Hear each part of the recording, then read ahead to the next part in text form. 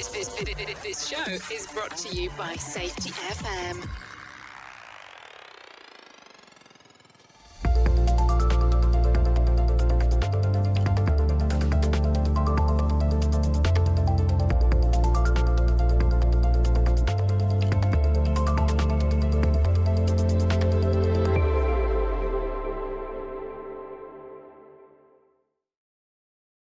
Welcome listeners to episode 8 of the Practice of Learning Teams. In this episode, the three authors of the book, The Practice of Learning Teams, Brent Sutton, Glynis McCarthy and Brent Robinson, will conduct a mini learning team based on your submissions in the Learning Journal. We will then discuss and reflect on some of the community challenges to embed learning teams and explore the what, the how and the why. This episode was inspired from a conversation with Dr. Todd Conklin and Jeffrey Lyth about the acronym STKY, a new acronym called STRM, which means Stuff That Really Matters. So if we have stickies, if we have things that can kill us or cause a life-changing event, then it makes sense that we have things that mitigate or control those stickies. And for today's sessions, we're going to call those STRM, Stuff That Really Matters. And I'm being joined today by my fellow authors, Glynis McCarthy and Brent Robinson. So let's start with you, Brent. Stuff That Really Matters. Well, this is my sort of touch point. I get quite bent out of shape sometimes with some of the businesses I see, and we have all these things that are our safe system of work or all about safety, and sometimes you have to ask, and I really like this word again. This is a great way of asking people a really simple question. Stuff that really matters. Are we really looking at that, or are we just building stuff on top of what we're doing right now and making it more complex and adding waste to our safety system? And, this is one of those things that we've all seen across all industries where we don't focus on the stuff that really matters anymore. We focus on built-on processes that we keep on adding, thinking we're making people safe, but not necessarily making people safe.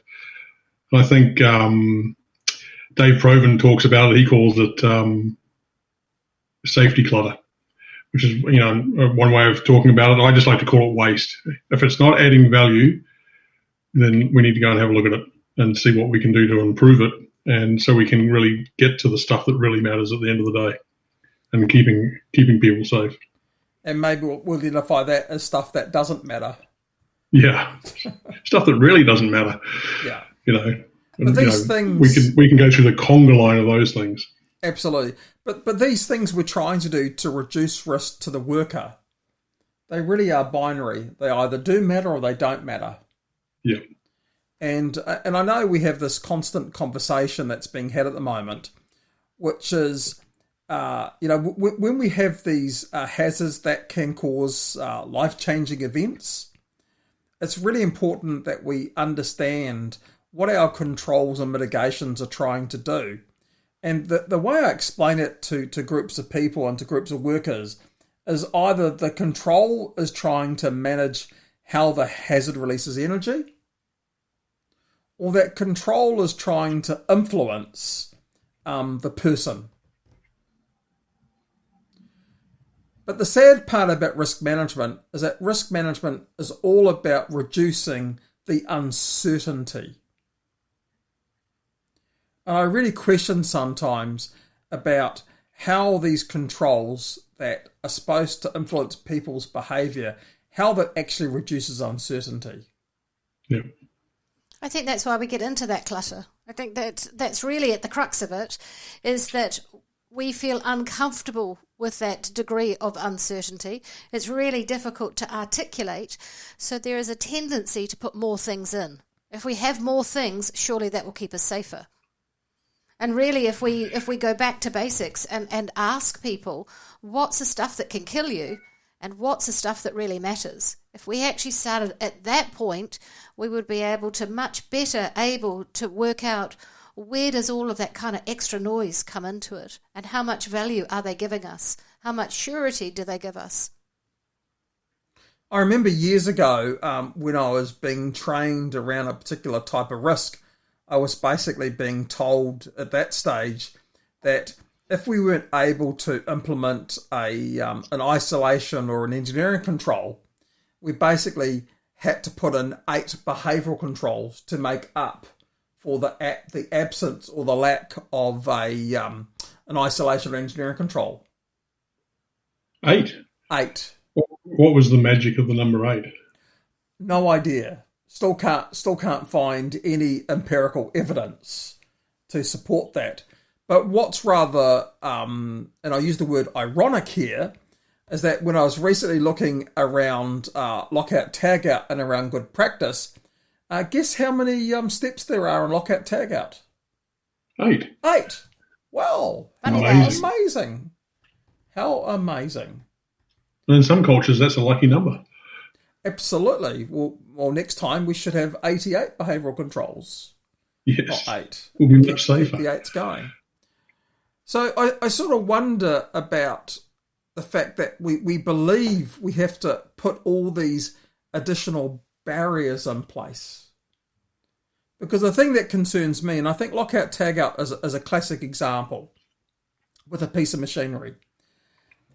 If workers have to access a danger zone to clear a jam, then access to that danger zone should automatically de-energise the equipment without any form of process or procedure to follow. It should simply be an action. The action should be, I open the gate activates a digital interlock device, it de-energises the machine, there is no hazard present, the danger zone is gone, I clear the jam, I close the gate, I have to reset the control panel. And obviously, to me, that's completely fault tolerant. Versus, I basically have to go and find the lockout tagout procedure, grab the lockout tagout tags, follow all 8 things religiously, remembering that I'm probably only going to have to be in that danger zone for probably 30 seconds to a minute to clear that jam. And I was only in there about an hour ago to clear the jam. That I know that every time the machine jams, it's guaranteed 100% that I will complete that process, follow all those steps religiously before the machine is isolated. Does that happen? No. No. Because people will look for the shortest route because they are adapting to the environment that they're working in. And they're adapting to the situation that they're working in. And it doesn't help. You know, all that stuff that you're doing, you know, of course those lockout tag out will be in another part of the facility. You might have to sign it out, depending on some of the procedures we've seen. It adds no value to what they're doing on a day-to-day basis. And much simpler. There's no energy going to that piece of equipment. That's right. That is the ultimate, isn't it? And I know I'm going to get some correspondence from people about this. Yes. Okay, I know that, and I welcome and I value other people's thoughts on this process. Hopefully they remember it's Brent Sutton. Exactly, not Brent Robinson. But the reality is that if something is routine, all that stuff that doesn't matter simply becomes a barrier to the worker. Yep. And that worker wants to be as efficient and as effective as he can be. Therefore, he will look to create new ways of achieving that outcome and removing that waste or that clutter by themselves. Yep. But I think often it's the organisation has a poor understanding of work as done. So they might have a rich understanding of work as imagined, work as thought about, work as reported, but actually have a poor understanding of work as done. So when you're thinking about it from the point of view as work as imagined, actually adding another safety control, adding yet something else, adding yet more layers, actually you might be able to see a yield in that. When you look at how work is being done, how work is done, actually you start to see where the rubs form. So unless there is a conversation between work as imagined and work as done, I think that this is where we fall into that trap of let's add something else, let's add another checklist, let's add a level, another layer, something else that you need to do that at the end of the day that doesn't actually add value. And what we're talking about effectively is an administrative control, and so it's the lowest form of control we can possibly have, and we're relying on it, or the organisation's relying on it, and it's wasteful. Its outcome is to remove energy, but its process is 100% reliant on the person. And if we agree that the objective of risk management is to reduce uncertainty, I don't see how those things, that stuff that doesn't matter, how it can do that.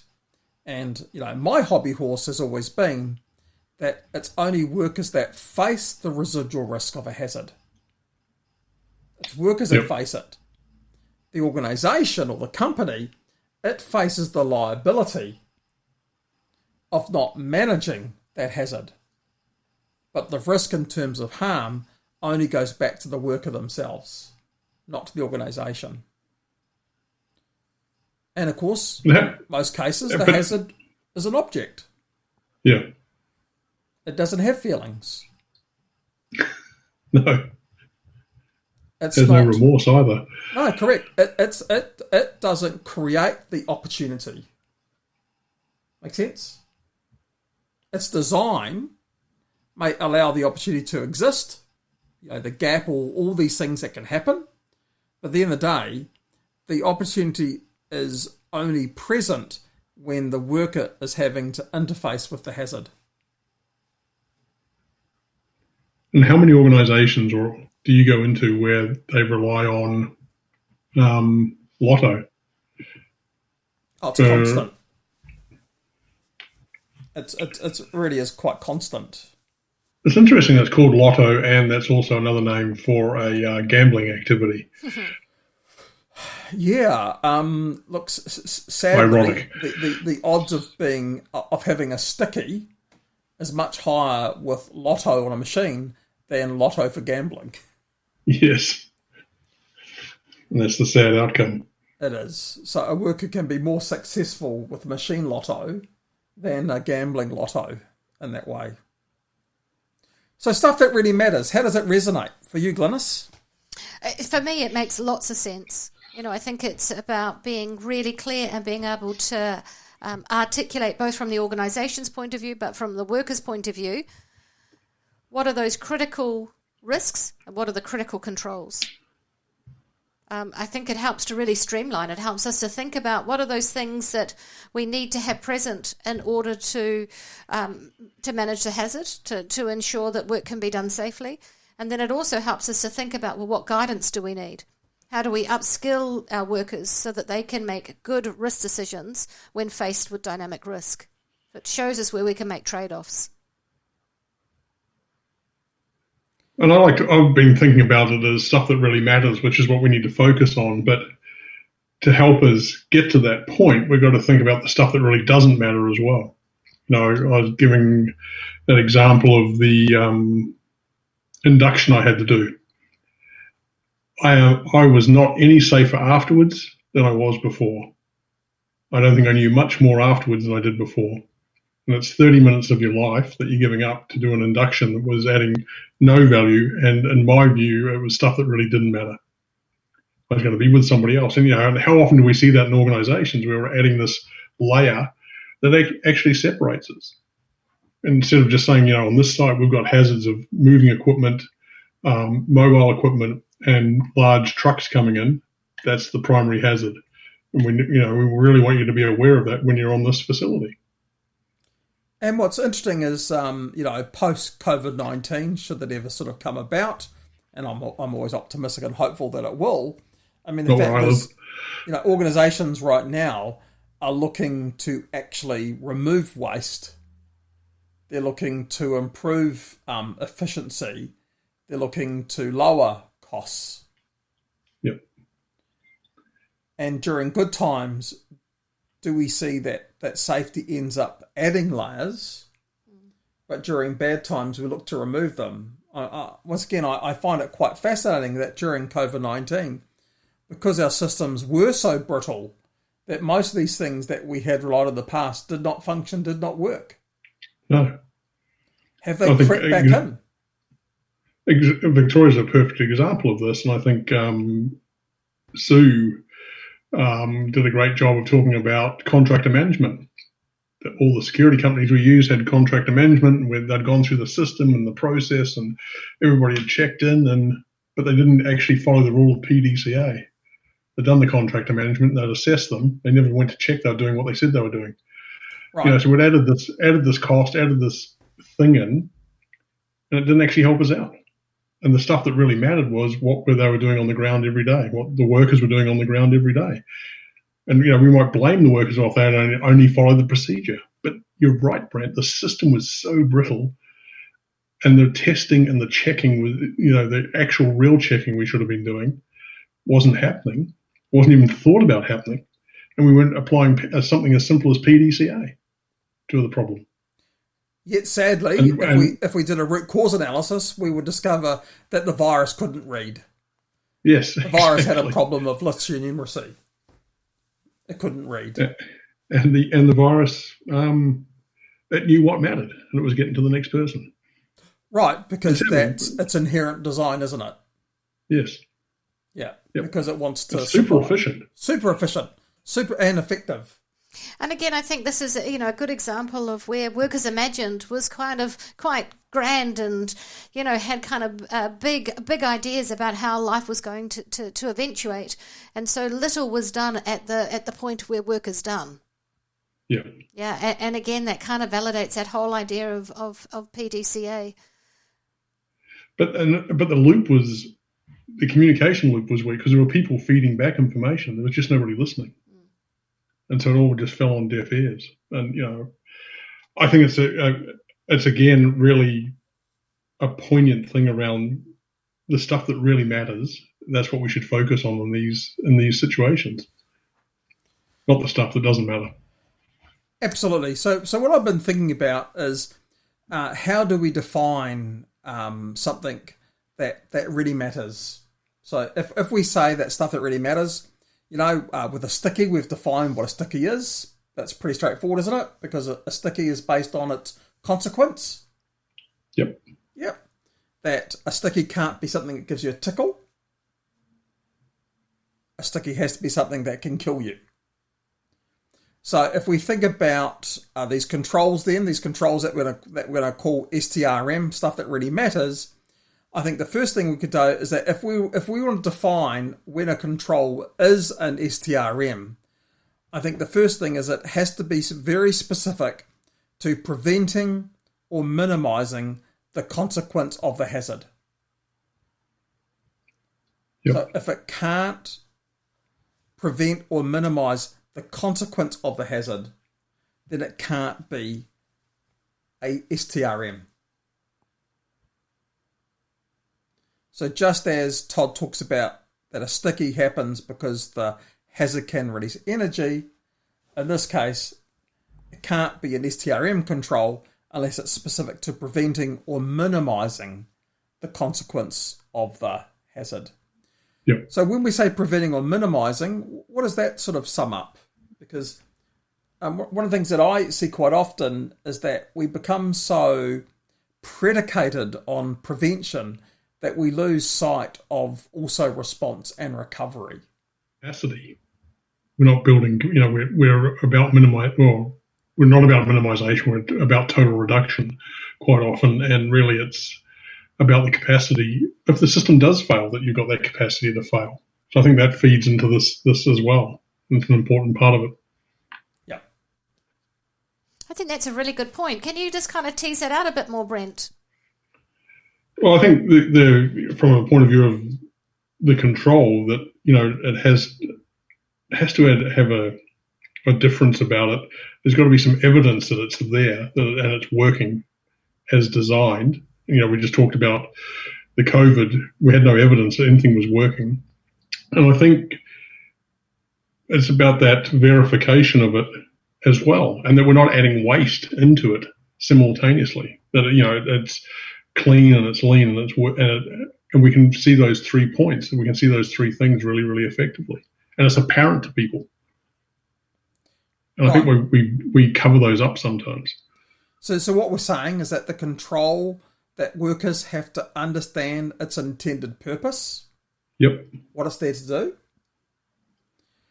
That control has to be evidence-based as to how it works. Yep. And to know when it's working. And the control then needs to be verified that it's working as intended.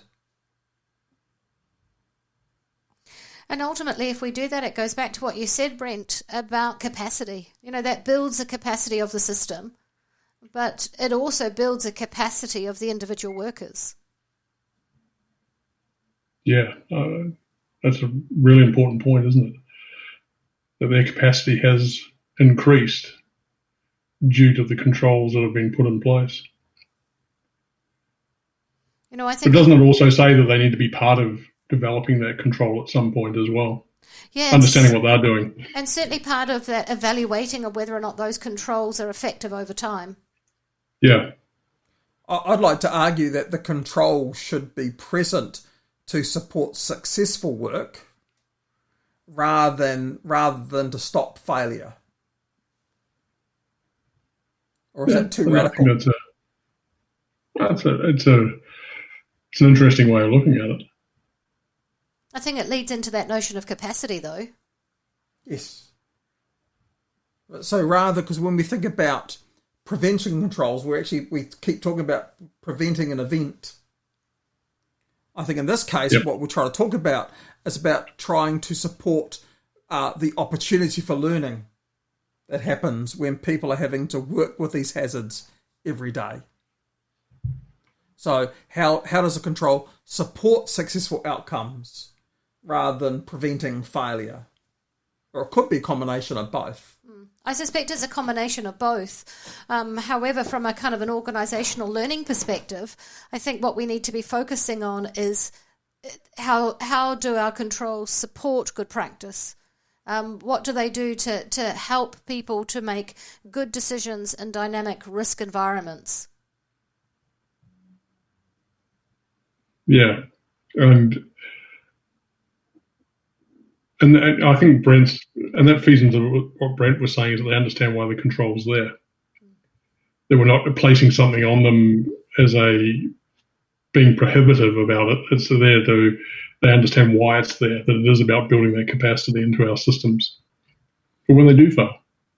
Yeah, so they're understanding its purpose, they're understanding its intention, and I think, like everything else, the ability for that person to see when normal work starts to shift. Yeah, that's right. I think that's a really important one, that these, I suppose these critical controls, what people understand is how much capacity do they have? At what point do they have limitations? And that's made really overt, both to the organisation, but more in particular to the workers. Because the controls have really been designed to support normal work. And they're trying to have a bit of buffer either side. Yeah. But at the end of the day, it's the worker that can see when something moves away from normal, because I'm not convinced a worker can see when something is abnormal. I think we spend more time understanding what a normal state is rather than saying what's a dangerous state. And the example could be, we do things like drills and scenarios, but we don't run scenarios for every potential outcome. So we do a fire drill, so that people understand if it happens, but we don't run a scenario for 15 ways of a fire happening. Yep. Or six, so we're practicing on the outcome. Yes, correct. Yeah. We're treating it as the drill is a response and recovery component. Yep. Yeah. And I doubt that many workers would understand what inherent designs are built into the workplace to try to prevent that event from occurring to begin with. Yep. Because the controls their aren't primary task visible. is getting on with it. Yeah, they're not visible. Yeah. Okay, they're just not visible to them in that way. All right, so what we've heard is that it's really important that if you've got a sticky, stuff that kills you, then there must be controls that fit that criteria of stuff that really matters. And if it doesn't matter, you've really got to ask yourself, why keep it? Yep. What's that value in keeping it? And to determine if it's stuff that really matters, that it needs to be specific to preventing or minimizing the consequence of the hazard, causing harm. That the performance of the control must be evidence-based. We need to know why it's present and why it's working. And that the performance of the control can be verified at the same time.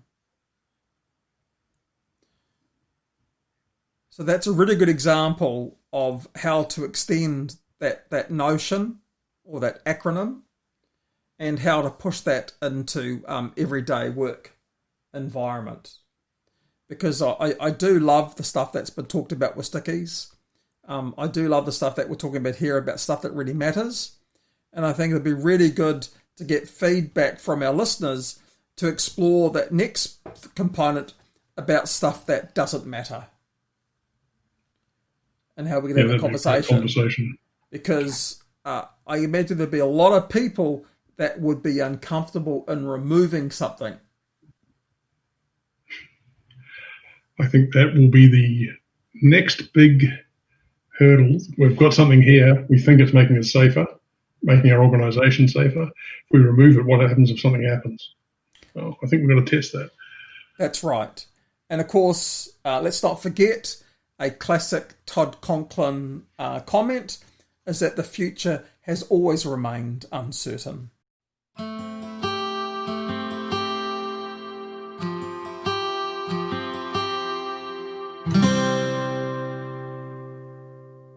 What are your final thoughts, Glynis? I think that when we look at what are the things that can kill you, what is the stuff that really matters, that the vital piece in this is a dialogue with workers. If you really want to work out what's the stuff that really matters, they need to be part of that conversation. Because and I think, from my point of view, once we understand the stuff that really matters, there's a great opportunity to look at the stuff that doesn't matter and take out some waste and some cost within our systems and improve the clarity for all people in the system that are using the system.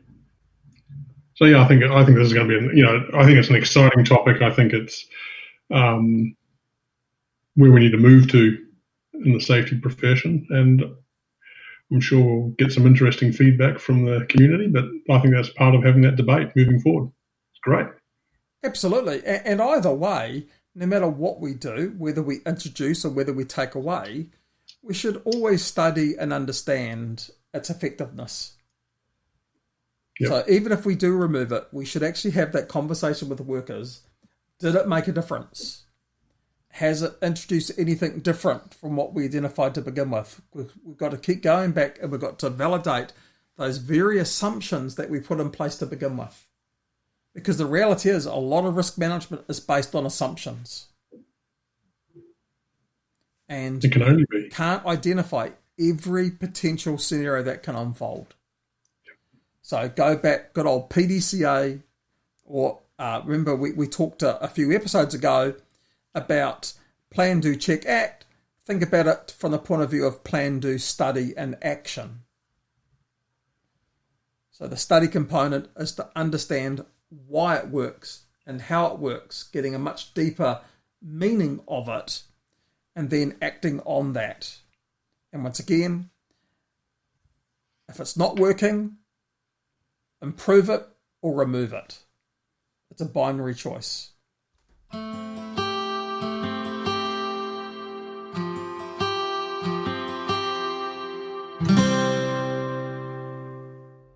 Thank you, listeners, for being part of this podcast. We'd love to hear your learnings from today or other topics you would like us to support you on. Go to www.podcastlearnings.com and be part of the community practice of learning teams at www.learningteamscommunity.com. The views and opinions expressed on this podcast are those of the host and its guest and do not necessarily reflect the official policy or position of the company. Examples of analysis discussed within this podcast are only examples. They should not be utilized in the real world as the only solution available, as they are based only on very limited and dated open source information. Assumptions made within this analysis are not reflective of the position of the company. No part of this podcast may be reproduced, stored in a retrieval system, or transmitted in any form or by any means, mechanical, electronic, recording, or otherwise, without prior written permission of the creator of the podcast, Jay Allen.